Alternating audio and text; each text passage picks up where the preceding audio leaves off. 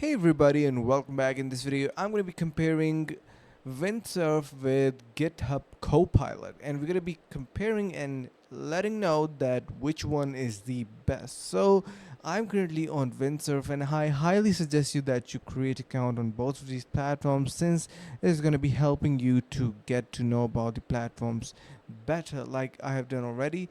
So you can see we have basically this guide for Windsurf, and if you do not know how to install it or download it, you can head over to our previous video where I explained step by step on basically how you can download these softwares and get started. So if we talk about Copilot versus Windsurf, we have a head-to-head comparison here. We have terminal integration. Both of these software supports that, and both of these softwares also support tab completion, language agnostics, and API access. But if we talk about the self-hostable, we do not have that option on Copilot, and the API access is also not available on Windsurf. So that should be kept in mind if you want to play with APIs, or if your project have a lot of APIs integrations, then that is not going to be available on Windsurf. And yeah, if we talk about test generations, we do have that on both of these.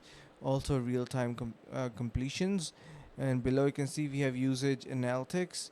And yeah, so if you talk about explanation chats, full code base, we have all of these in our Copilot. And the two features that are not available on basically Windsurf are gonna be JetBrains support and NVIM support. So if you use that are not available on Windsurf.